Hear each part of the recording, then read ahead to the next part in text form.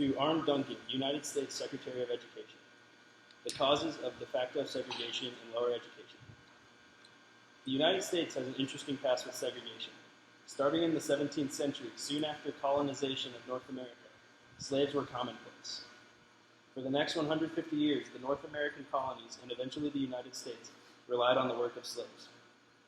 Some could argue that the United States was built off the work of the enslaved population, which consisted primarily of African Americans.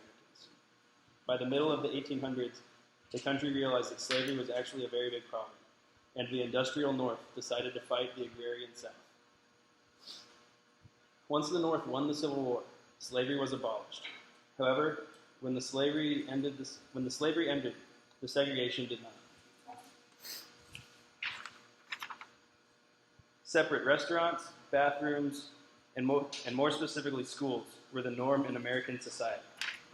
In 1954, the United States Supreme Court, in the landmark case Brown v. Board of Education, decided that segregated schools were no longer legal.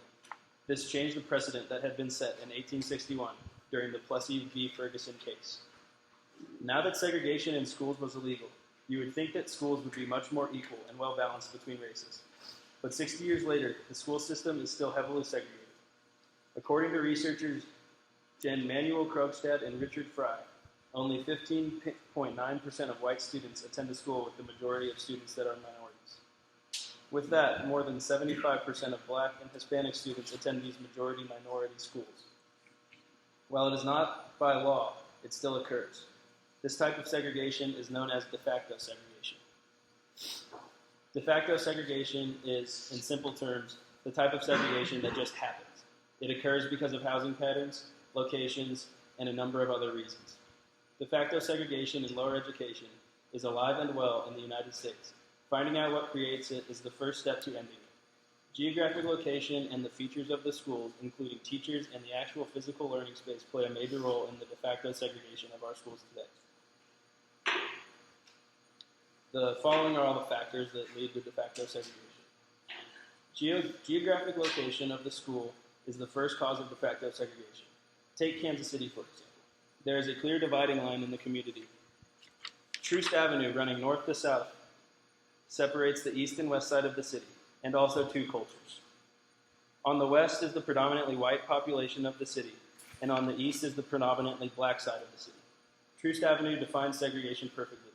The clear split between the two cultures is almost too severe to believe. The neighborhoods are not as nice, the roads are deteriorating, and the schools are all struggling. The Kansas City Public School District has been struggling for years. After giving a large amount of money from the state to try and revitalize the district with a couple new schools and very high-quality classrooms and sports facilities, the district could not bring enough students in and lost accreditation in 2011. The new top-of-the-line schools, some of which were designed to host Olympic competitions, sat empty when funds ran dry. Troost runs right through the middle of the school district. You would think the schools on the west side would be a little nicer, but that is not the case. They are in fact fairly equal. As Kansas City has grown, the white population has moved further and further south, and also west into Kansas. All of those children are in different school districts, leaving the Kansas City district strapped for funds and quality teachers. Now, if you drove a few miles west into the suburbs of Kansas City metropolitan area, you would be in Kansas, and you would see some of the best public schools in the country. The Blue Valley School District is nationally ranked year after year and is of very high quality. On the district's website, there is a page listing all of the district's accomplishments. For example, the district boasts a 95.4% graduation rate compared to the Kansas City School District, who just recently gained back their accreditation and has only a 67% graduation rate. A main reason for this difference is the location. Suburban Kansas City is a very wealthy and predominantly white area. The funding and facilities are top of the line. The Kansas City School District struggles in this aspect. The district is predominantly black and generally a poorer region than the other areas in Kansas City. While some of their physical schools in the district are top of the line, the district does not have enough funding to utilize the high quality schools like the Blue Valley District does. Geographic location has a direct correlation between the quality of public schools in America, thus increasing the likelihood of de facto segregation in our schools. The next cause of de facto segregation in schools is caused by the lack of teachers. available to lower quality school districts.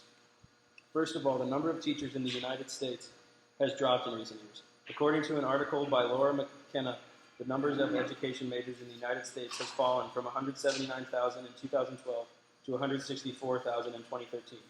While that number may seem minuscule, it is important to remember that that happened in just 1 year. Next, the younger generation graduating college now are looking for well-paying jobs. If they do decide to become teachers, they will be going towards the nice school districts like the Blue Valley School District mentioned above, instead of the inner city districts like the Kansas City School District. The big districts in the wealthier area of cities have more cash flow and a bigger income to help support the large number of students and the teachers to obtain jobs. Race is a major part of this. Teachers will choose to work at the well-paying, nice school job in the white areas instead of the low-paying, poor-conditioned school in the urban and predominantly minority area. Also, in regards to the more urban schools, the teachers may turn away a job opportunity there because of safety. A lot of urban schools can have very troublesome students and sometimes can even be dangerous to teachers. The struggling school districts in the urban areas of the city, and often consist of primarily African American, are not attracting to the teachers directly out of school. In fact, the teachers that do decide to go to struggling school districts might be trying to give back in a way to the community. Perhaps they grew up in a similar situation to the children they teach, and now as an adult, after getting an education, they want to encourage the youth of today to keep up on schoolwork and get an education. That is a true sacrifice, though.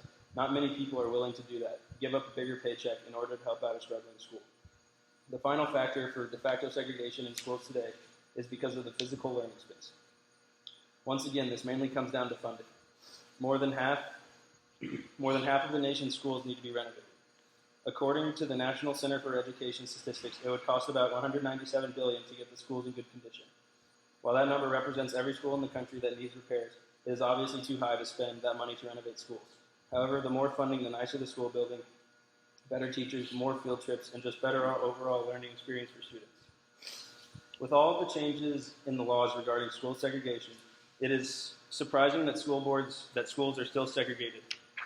Brown v. Board changed the precedent of Plessy versus Ferguson to make it illegal for schools to be segregated.